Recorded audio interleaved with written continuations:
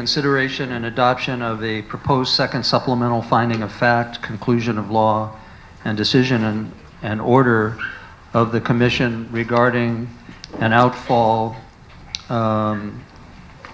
that the Intermediate Court of Appeals asked us to reconsider the effect of repair or replacement of that structure. And in the last meeting, it was determined that there would be no repair or replacement of it. So at this meeting, the Commission will adopt a supplemental finding. And commissioners, there will be no presentation. People who want to testify on this issue should already be signed up. My name is Will Yamamoto. I'm counsel for Honua Bioenergy LLC. And with me on my right is President of Honua, Warren Lee. Honua has reviewed the proposed second supplemental findings of fact, conclusions of law, and decision in order. And we have no changes. We don't object to the form of the order. Okay. Does any commissioner have any questions for these gentlemen? If not, thank you. Thank you. We will proceed with public testimony. We have 4 people, to my knowledge, that have signed up already. Let's start with George Martin, and please speak into the microphone. Morning, and introduce Mr. Chair. yourself. George Martin. I'm speaking in favor of the findings, and I think that I spoke the last time I was here. And in regards to it, again, if there's something that Honua would need to do, and the committee or members of could give them advice per se in making sure they meet whatever regulations and rules that are in place, please do so. But again, there is nothing that they're doing that is per se illegal, wrong, or otherwise frowned upon. And again, I would like to think that the council would vote accordingly and allow them to proceed. Morning, Dwight Vicente. I represent the Hawaiian Kingdom. The Hawaiian Kingdom has long-standing questions of law between or based on the Reciprocity Treaty of 1875 with the United States. That treaty is based on the Northwest Ordinance of 1787, which is limited to Article 5, which is the Ohio River Valley only. So the land speculation that's being done on what these lands are crown lands that's in question right now. You would need a lease for 25 years from the crown. So that question needs to be raised. And let me first start off with the jurisdiction. This is the Hawaiian Kingdom still. There is no state of Hawaii amended into the U.S. Constitution or even cited in Article 1, Section 2, Clause 3 of the U.S. Constitution. So anybody saying that they're in the Hawaiian Kingdom, they must be on Fantasy Island, because that's not one and the same. This is the Hawaiian Kingdom. So it's based on land speculation, which the Hawaiian Kingdom does not do because they lease the land, and all lands are subject to native tenant rights. So when those leases ended in early 1920s, the plantation claimed they owned the land, which is false. So that question is always in play, the question of who owns the land, or whether they have a valid lease.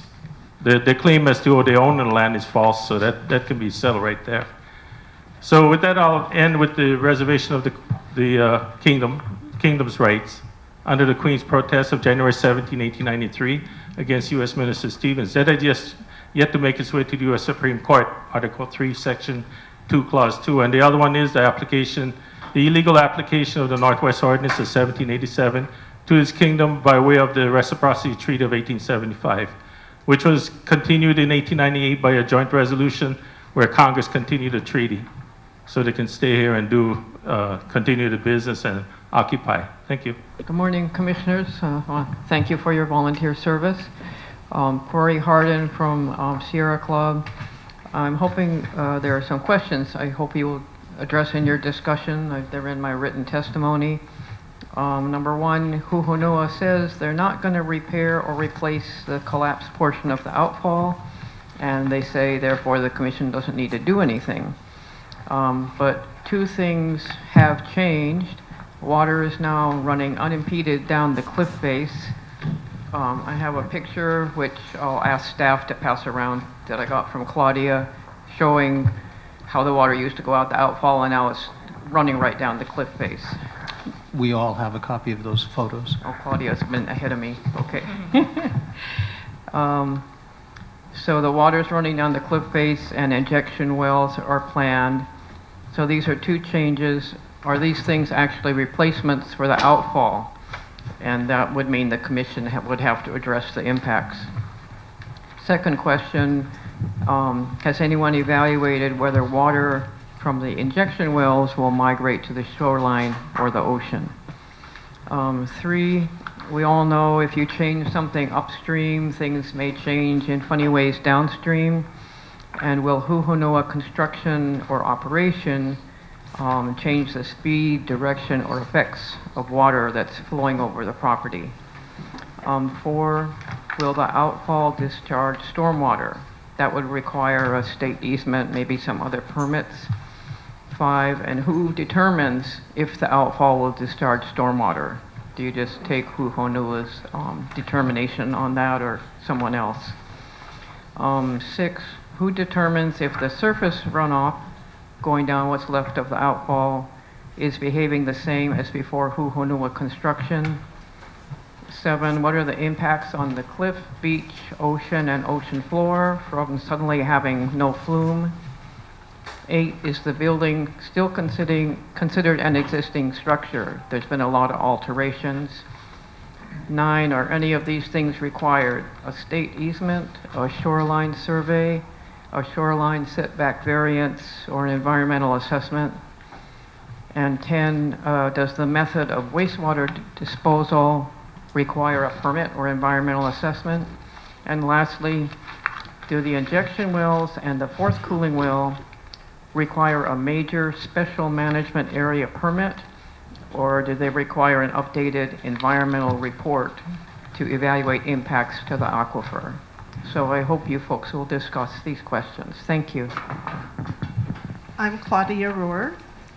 Adoption of the finding of fact, which by operation informally approves construction and use of underground injection wells to dispose of over 21 million gallons a day of wastewater, treated wastewater, and construction of a new 8,000 million gallon a day cooling water well in the SMA area and Hakalau Aquifer without an advertised public meeting on the matter clearly violates the Sunshine Law. Adopting finding of fact and conclusion of law, which by operation informally approves continuation of illegal, non-conforming use of the remnants of the old mill house for the power plant's stormwater drainage system, which would perpetuate, continue, and exacerbate use of a stormwater drainage system for a power plant that has no permits or approvals required by law, without an advertised public meeting on the matter, clearly violates the Sunshine Law, HRS 92-7. I consulted with the OIP on this, and they encouraged me to go to court. You just got the SIC document. Attachment 8 is an email from the Public Works Department saying that their engineer did not approve the 111.5 cubic feet per second of stormwater going through the old mill foundation and out the outfall pipe. Attachment 9 is a answer to a formal request for information, where the Public Works Department states that they have no drainage studies for this property. Therefore, this not only breaks the Sunshine Law, but there's a lot of people out there who might have been interested in discussing removing water and injecting water in the Hakalau aquifer. And what wasn't considered, I'm sorry, she rattled me by holding up that sign. This remand was a narrow purpose, the broadest description of which was to be considered on remand is whether Honua can make an affirmative showing that any work done or not done to repair or replace the collapsed outfall structure will not conflict with the principles and purposes of the public trust doctrine.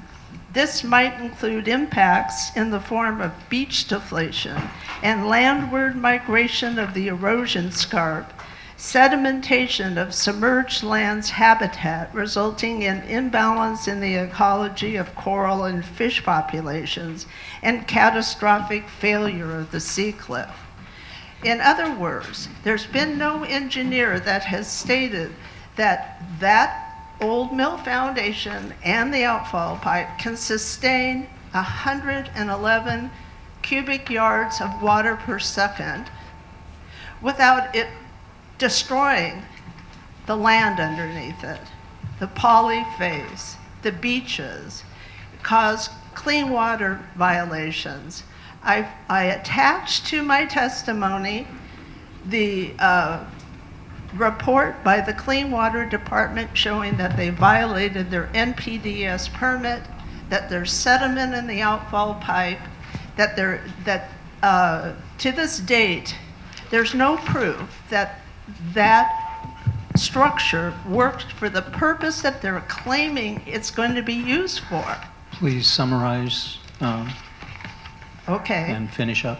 Every time the Clean Water Department has come for inspection since 2000, they have found them in violation of not settling out the sediment and the ash, and that old mill foundation is not functioning, and it's dilapidated, and the walls around it are almost vertical 40-foot walls, and they're starting to collapse. So since in this permit, the last version in 95, that's when you should have done a shoreline variance, and it should have triggered in EA. Please wrap it up, Ms. Rohr. Well, to say it's existing and there's no new uses is disingenuous. Thank you. Okay, are there any questions from the commission for any of these people testifying?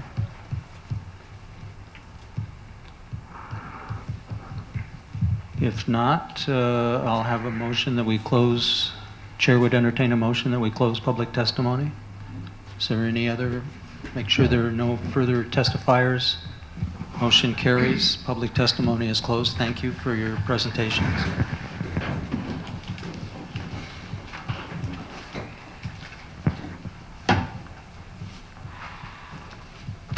Do we have any questions for Corp Counsel or discussion before we entertain a motion for action on this matter?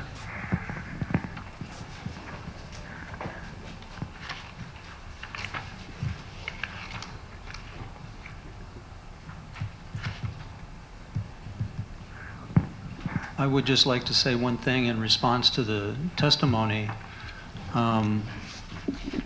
The remand from the Intermediate Court of Appeals was very narrow, and in their record, all of the issues that were testified about today were discussed, and I'd just like to reassure everybody that even in this supplemental finding, as in the original permit, it requires Honua to comply with Department of Health, all other county, state, and federal requirements regarding water discharge for the subject property. So the public health is covered, and the Intermediate Court of Appeals knew that and made that part of their remand document. So if there's no further discussion, I'd like to have a motion for action on this matter. Mr. Chairman, I'd like to make a motion. I move to adopt the proposed second supplemental findings of fact, conclusions of law, and decision and order for special management areas permit 221. Second. Proceed with the roll call vote. It's been moved and seconded. Commissioner Rafapi, Aye. Commissioner Ikeda, Aye. Commissioner Aguinaldo, Aye. Commissioner Repolgo, Aye. and Chair Clarkson. Aye. Okay, the motion carries 5-0.